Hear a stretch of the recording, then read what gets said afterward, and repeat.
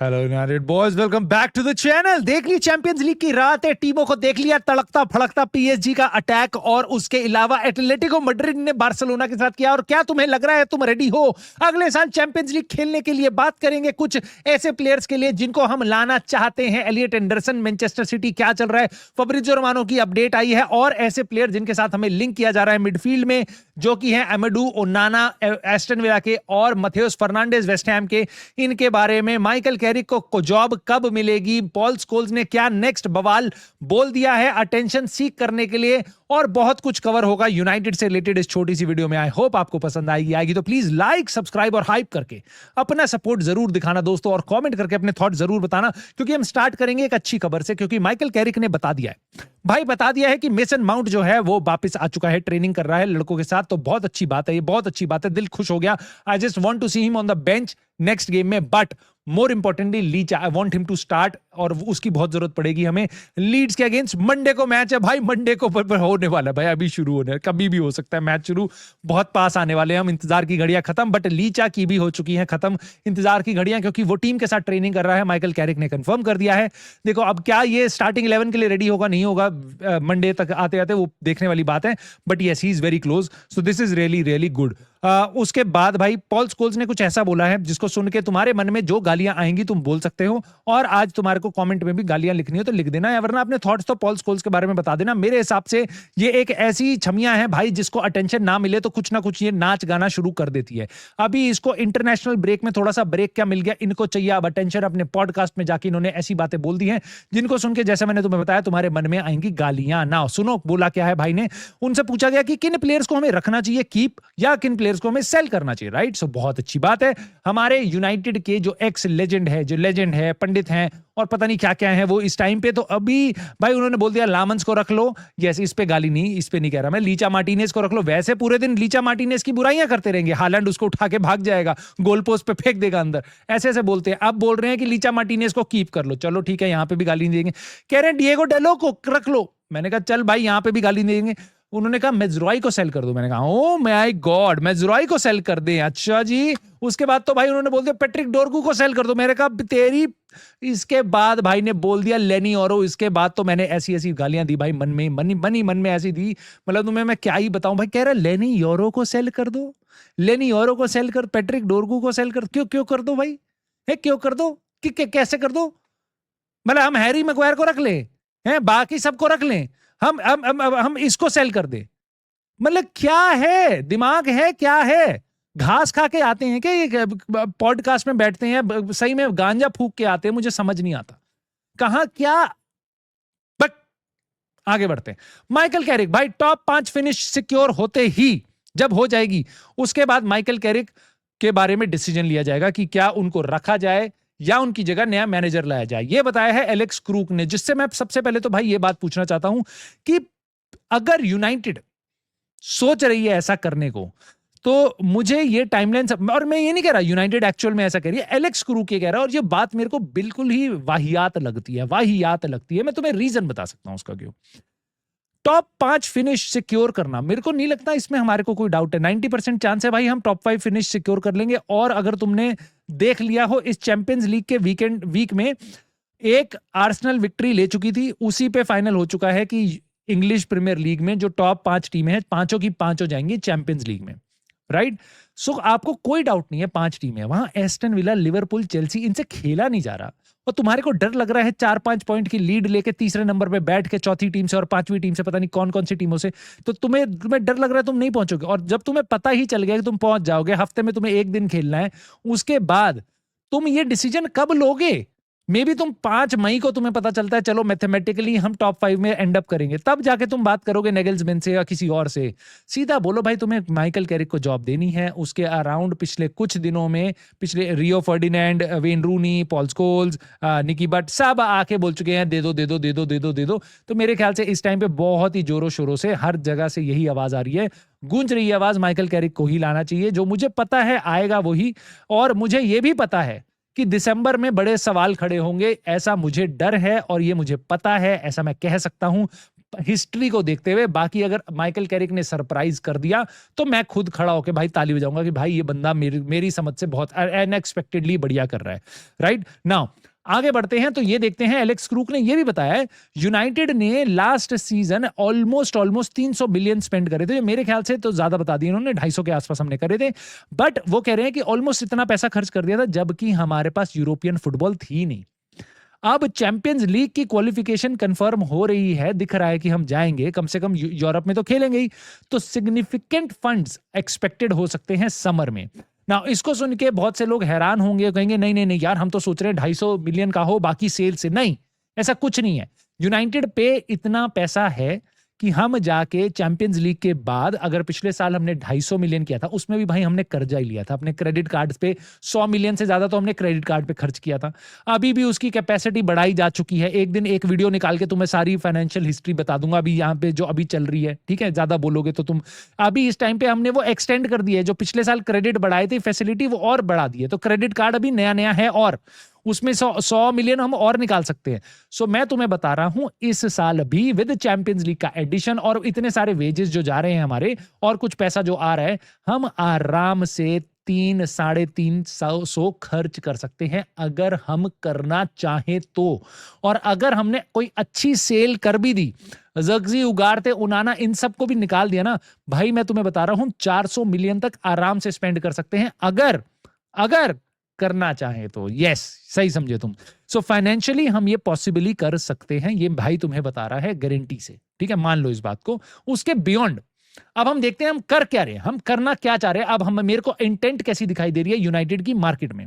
सो sky sport, इन पे मैं थोड़ा ज्यादा ट्रस्ट करता हूं, तो स्काई स्पोर्ट की खबर आ रही है कि यूनाइटेड मेजर मिडफील्ड का ओवरहॉल कर रही है। डेजा वू, वाओ। सो अब उस मेजर, उसमें क्या हो रहा है मिडफील्ड के ओवरऑल में, उगारते जाएगा मोस्ट लाइकली, और उसके बाद कैजेमीरो भी जा रहा है, राइट, फेयर इनफ। हम पे बचेगा बस कोई भी मेनू। तो इन्होंने बताया है कि plan is to sign 2 new midfielders, 2 नए मिडफील्डर लाएंगे, कोबी मेनू है ही, और इससे हो जाएगा हमारा मिडफील्ड का ओवरहॉल। ये इसको ओवरहॉल नहीं कहते, इसको ओवरहॉल नहीं कहते, इसको कहते हैं कि गाड़ी को 3 पहियों पे चलाना, उसको ओवरऑल नहीं कहते, ठीक है। तुम उसको ऑटो बना रहे हो, उसको ये कहते हैं, ठीक है। 4 मिडफील्डर चाहिए, तुम 3 मिडफील्डर लेके जा रहे हो, ठीक है। तो ये हालत है। लेकिन इनका, मैं बता रहा हूं तुम्हारे को, इनका थॉट प्रोसेस क्या होगा। स्टेपनी तो पड़ी है ब्रूनो फर्नांडिस, और ब्रूनो फर्नांडिस को एडजस्ट कर देंगे कहीं पे भी। राइट विंग खत्म हो गया, ब्रूनो फर्नांडिस डाल दो। मिडफील्ड खत्म हो गया, ब्रूनो फर्नांडिस डाल दो। डिफेंस खत्म हो रहा है, ब्रूनो फर्नांडिस डाल दो। यही करेंगे, ये प्लेयर्स को एडजस्ट कर देंगे इधर उधर, और तुम्हारे को बता देंगे देखो मिडफील्ड ओवरऑल हो गया, राइट। बट खैर, आगे बढ़ते हैं और देखते हैं क्या क्या नाम लिंक हो रहे हैं स्काई स्पोर्ट्स के हिसाब से, कि यूनाइटेड के जो टारगेट्स हैं उनमें से एक है मथेउस फर्नांडिस। जिनको नहीं पता भाई, वेस्ट हैम का बहुत ही सॉलिड 21 साल का लड़का है, और ब्रूनो फर्नांडिस ने भी रिकमेंड किया है, पोर्चुगीज है प्लेयर। सो काफी बढ़िया। एलियट एंडरसन है जिसके लिए कोट किया जा रहा है 100 से 120 मिलियन। कुछ दिन पहले अभी खबर आई थी कि नॉटिंघम फॉरेस्ट की डिमांड होगी 100 से 120 मिलियन तक। प्लेटी गोल ने बताया था इस खबर को, राइट नाउ। एमेडू ओनाना के बारे का भी नाम आया है यहाँ पे, बट मुझे ऐसा लगता है किसी और बड़े जर्नलिस्ट ने ओनाना और यूनाइटेड को लिंक नहीं किया। और इररिस्पेक्टिव ऑफ, हालांकि आज खेलने वाली है एस्टन विला अपना यूरोपा लीग का गेम बोलोनिया के अगेंस्ट, जो 2 सबसे मोस्ट इन्फॉर्म टीम है उस कंपटीशन की। बट अगर एस्टन विला अगले साल यूरोपा लीग जीत के चैंपियंस लीग में आए या ना आए, वापस यूरोपा लीग में चली जाए, टॉप 5 में ना आ पाए, तो मैं तुम्हें बता रहा हूं ओनाना को वो सेल नहीं करेंगे भी तो यूनाइटेड को नहीं करेंगे। मैं तुम्हें इतनी गारंटी से बता सकता हूं। यस, एस्टन विला पे थोड़ा प्रेशर है फाइनेंसेस का, तो करने को वो काफी कुछ कर सकते हैं, बट मे बी दिल सेल ऑफ मॉर्गन रॉजर्स और समथिंग लाइक दैट। यूनाइटेड को वो नहीं देंगे, क्योंकि उनको भी पता है अगले साल टॉप 5, टॉप 6, टॉप 7 की रेस में यूनाइटेड अड़ी होगी। उनको भी पता है नेक्स्ट ईयर टॉप 4 में यूनाइटेड नहीं होगी, तो उनके लिए कॉम्पिटिशन बढ़ेगा। तो लेट अस सी क्या होता है। मेरे को नहीं लगता एस्टन विला हमारे को प्लेयर बेचेगी। बट खैर, coming back to 2 more important player जिनके बारे में मैं थोड़ी डिटेल में आपसे बात बताता हूं। सबसे पहले तो ये लेते हैं भाई मथेउस फर्नांडिस के बारे में। ग्रेम बेली ने बताया है कि वेस्ट हैम एडमेंट है कि वो मथेउस फर्नांडिस को सेल नहीं करना चाहती, इवन इन द केस कि उनको रेलीगेशन मिल जाए, ठीक है। सो उस केस में भी, जो जिस is very unlikely to happen, क्योंकि अगर रेलीगेशन हो गया ना, so it is not that कि बस क्लब डिसाइड करेगा हम प्लेयर को जाने नहीं देंगे, बट भाई प्लेयर का भी मन हो सकता है कि मैं नहीं खेलना चाह रहा अब, ठीक है। और मेरे क्लॉजेज में ये लिखा है, मेरे कॉन्ट्रैक्ट में ये लिखा है, मेरी सैलरी कम हो रही है, बहुत सारे रीजन है, इसलिए लोग बहुत छोड़ के जाते हैं। बट ये मत समझना कि वेस्ट हैम फाइनेंशियली एकदम तबाह हो गया, नहीं।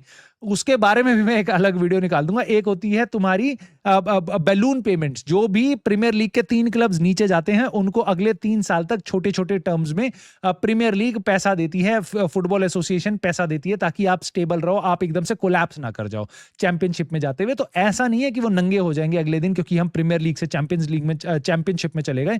पैसा कम होता है बट बैलून पेमेंट्स उनको एसोसिएशन की तरफ से मिलती है, जिसके कारण उनका पूरा ध्यान रखा जा सकता है। बट ये अगर मेरे को सुनाई दे रहा है वेस्ट हैम उसको नहीं बेचना चाहती, मेरे को लगता है ऐसी खबर बिल्कुल सही है। वेस्ट हैम की तरफ से ऐसी खबरें निकाली जा रही होंगी। बस यूनाइटेड नहीं है जो खबरें निकलवाती है, बस प्लेयर और उनके एजेंट्स नहीं है, क्लब्स भी निकलवाते हैं। सो वेस्ट हैम भी यहां पे खबरें निकलवा रही होगी, नो नो नो नो, हमारे इस प्लेयर में इंटरेस्ट आ रहा है, we are not ready to sell, we are not ready to sell. उनको जेरेड बोन के लिए ये बात नहीं बोलेंगे, समरविल के लिए पॉसिबली ये बात नहीं बोलेंगे, लेकिन 21 साल के लड़के लिए ये बात बोलेंगे क्योंकि उसमें सबसे ज्यादा इंटरेस्ट दिखाई दे रहा है। सो वो अपने सोर्सेस से ये बातें कहलवा रहे हैं ताकि जो भी पोटेंशियल शूटर्स हों उनको ऐसा लगे it is not very easy कि भाई रेलीगेट हो गए तो जाके बस ले आओ प्लेयर सस्ते में मिलेगा, नखरा दिखाना इसको कहते हैं। सो अगर यूनाइटेड एक ठीक डिसेंट सा पैकेज लेके जाएगी, जो मेरे हिसाब से 25 मिलियन में, अगर वेस्ट हैम ने इसको खरीदा था 25-30 मिलियन के आसपास कुछ खरीदा था इसको, सो मेरे को नहीं लगता है 35-40 मिलियन से ज्यादा का प्लेयर रहेगा। अगर आप रेलीगेशन के बाद वेस्ट हैम के पास जाते हो, आई थिंक आपको 35 से 40 के बीच में प्लेयर मिल जाना चाहिए। सो लेट अस सी क्या यूनाइटेड जाएगी इसके लिए, क्या हम सीरियस हैं इसके लिए, और क्या मेरे हिसाब से भाई ये प्लेयर लाना चाहिए। दोनों पोजीशन में खेल सकता है, प्योर डीएम और कोबी मेनू की पोजीशन में भी खेल सकता है। But now coming on to the mammoth, to the player जिसके लिए पूरी प्रीमियर लीग में कोई भी टीम होगी वो सलाम करने को तैयार होगी। उसकी ऐसी परफॉर्मेंस रही है पूरे साल में भाई, पिछले साल भी बढ़िया था, इस साल तो इसने आग लगा दी है प्रीमियर लीग में। इससे ज्यादा मुझे नहीं पता कौन सा मिडफील्डर क्या कर सकता है भाई। पूरा इस टाइम पे इसने, अभी ये खबर आ रही है फब्रिज़ियो रोमानो की, Nottingham Forest are in a relegation battle, और ये बहुत इंपॉर्टेंट चीज है कंसिडर करने के लिए कि एलियट एंडरसन के फ्यूचर में क्या होगा। उन्होंने बताया है कि जो उसका फाइनल प्राइस है एलियट एंडरसन का, ये डिपेंड करेगा कि नॉटिंघम फॉरेस्ट रेलीगेट होगी या नॉटिंघम फॉरेस्ट रेलीगेट नहीं होगी। आज जो भी कोटेशंस आप देख रहे हो, जैसे कि मेरे को ऐसा लग रहा है फ्लोरियन प्लेटनबर्ग ने आके जब बताया था, प्लेटिगोल ने बताया था कि 100 से 120 मिलियन, तो उसकी बात को काट रहा है फब्रिज़ियो रोमानो यहां। वो कह रहा है कि वो सब कुछ गारंटीड नहीं है, और जो असली प्राइस है वो तभी पता चलेगा जब नॉटिंघम फॉरेस्ट का फ्यूचर अगले साल का फाइनल हो जाएगा। और ये डिपेंड करेगा किस पे, उनके ओनर्स मारिनाकिस के ऊपर डिपेंड करेगा, उनकी फैमिली के ऊपर डिपेंड करेगा कि वो क्या करना चाहते हैं उस सिचुएशन में। अगर रेलीगेशन हुई, अगर रेलीगेशन नहीं हुई, सो एलियट एंडरसन को बेचे, नहीं बेचे, किसी और को बेचे, और एलियट एंडरसन को कितने में बेचे, इन चीजों को लेके। सो मुझे ऐसा लगता है भाई, मेरी समझ ये है कि 100-120 मिलियन का नाम उछाला गया है। मेरे ख्याल से ये प्लेयर में भी इसके पास रिलीज क्लॉज होगा कि अगर, जैसा हमें पहले भी कुछ जर्नलिस्ट ने बताया था, बेन जेकब्स वगैरह ने, 70-80 मिलियन के आसपास इसकी फिगर हो सकती है जिसमें चला जाए। कुछ दिन पहले भी ये खबर उड़ती हुई आई थी कि 65 मिलियन की डील करी जा चुकी है। मिरर ने बताया है कि Manchester City are close to agreeing अब 65 मिलियन की डील। बट फब्रिज़ियो रोमानो बता रहे हैं इस टाइम पे कुछ भी सर्टेन नहीं है। इस प्लेयर की तरफ सारे फैंस की उम्मीद है, मैनचेस्टर के सारे फैंस, चाहे वो यूनाइटेड के हों चाहे वो सिटी के हों। City looking like a more likely a destination to United for this player, but I just hope United यहाँ पे आके एक्चुअल में कुछ कर पाए, एक्चुअल में थोड़ी एम्बिशन दिखा पाए। अगर सिटी 65 की डील कर रही है तो आप जाके 75 दे दो, 80 दे दो, 90, जितना पैसा लगे भाई दे देना, मत पीछे मत हटना। डेक्लन राइस मान लो बिक रहा है और तुम पास्ट में जा चुके हो टाइम मशीन लेके, और वेस्ट हैम और आर्सेनल डील करने वाली है, तुम 100 मिलियन की डील लेके बैठे हो, आर्सेनल ने 105 दे दिए हैं। तुम इसके पैसे बिडिंग वॉर में घुस जाना और ये प्लेयर लेके आ जाना प्लीज। अगर तुम्हारे में दम है तो ये प्लेयर लेके जरूर आना है भाई, क्योंकि ये लिटरली हमारे लिए बहुत बहुत बहुत मैसिव प्लेयर हो सकता है।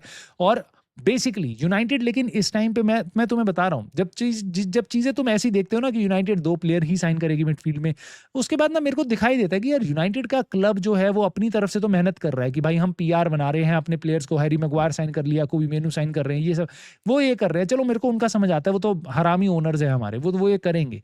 बट ये जो फैन होते हैं ना, इन पे मेरे को ज्यादा गुस्सा आता है। मेरे को ऐसा समझ आता है कि भाई 2-5, oh my God we are signing 2 players, let's celebrate. ये देख के मेरा खून और खौलता है, ठीक है। उसके बाद मैं कुछ देखता हूँ ट्विटर वगैरह पे फैंस के, भाई ये डेटा ला ले अलग अलग, कह रहे पिछले 5 साल में जितनी भी टीम्स है प्रीमियर लीग में उसमें सबसे ज्यादा मिनट्स देने वाली टीम अपने अंडर 21 के प्लेयर्स को सेकंड नंबर पे यूनाइटेड है। सबसे ज्यादा सन्दरलैंड है बाय फार, 18% मिनट उन्होंने अपने 21 या उससे कम साल वाले प्लेयर्स को दिए हैं। यूनाइटेड ने 11% दिए हैं। इसको देख के वो खुश हो रहे हैं, सेलिब्रेट हो रहे हैं। मैंने कहा भाई तुम क्या हो, तुम क्या लोग हो, तुम किस तरीके के फैन हो यूनाइटेड के? तुम्हारे को दिख रहा है पिछले 5 साल में हमने कितनी ट्रॉफी जीती है, कितने बार हम चैंपियंस लीग में घुसे हैं? तुम्हें यह दिखा है हमने कितनी बार यूरोपा लीग, चैंपियंस लीग इन सबको उठाया है, या प्रीमियर लीग के ट्रॉफी उठाई है हमने, या लास्ट दिन तक गए हैं प्रीमियर लीग की फाइट करते हुए? क्या देखा है तुमने 5 साल में हमने? अबे इस रिकॉर्ड का तुम क्या करोगे? अचार डालोगे? अरे आसपास देख तो लो किसके साथ कंपटीशन है। लिवरपूल दिखाई दे रही है तुमको वहां पे, चेल्सी, सिटी, आर्सेनल, कोई दिखाई दे रहा है तुमको? वहां पे कोई दिखाई नहीं दे रहा। तुम्हें दिखाई दे रहा है ब्राइटन, लीड्स, बोर्नमथ, सन्दरलैंड। अबे उनकी मजबूरी है, तुम किस बात में? अबे तुम नंगा घूम रहे हो गरीब को देख के, उसकी भाई मजबूरी है। तुम नंगा घूम रहे हो जबकि तुम पे पैसे भी पड़े, तो तुम्हारे को कोई खुश होने की जरूरत नहीं है। ये कोई भी ऐसा स्टाइल लग रहा है, ठीक है? ये ऐसा दिखाता है कि मेरे क्लब पे गूदा नहीं है अच्छे प्लेयर्स को साइन करने के लिए, इसलिए हम अपनी एकेडमी के ही जो एवरेज प्लेयर्स हैं उनको खिलाए जा रहे हैं, उन्हीं को घुसेड़े जा रहे हैं। हमारा कोई भी एम नहीं है नंबर 1-2 की तरफ बढ़ने का, आर्सेनल और नेक्स्ट मैनचेस्टर सिटी बनने का। ये मेरे को देख के ये गुस्सा आता है, लेकिन फैंस इनको देख के सेलिब्रेट करते हैं। तुम्हारे को कैसा लगता है जब ये चीजें तुम देखते हो? मुझे कॉमेंट में जरूर बताना। एलियट एंडरसन और मथेउस फर्नांडिस के बारे में भी अब तुम्हारे थॉट्स क्या हैं? क्या हम इनमें से किसी को साइन कर पाएंगे? क्या ओनाना के लिए अगर यूनाइटेड जाती तो तुम फेवर में होते? क्या उसकी हमारे को जरूरत है? आमडू ओनाना की बात कर रहा हूं मैं। Let me know in the comments दोस्तों। प्लीज लाइक, सब्सक्राइब, हाइप कर देना, and I will see you soon in the very next video.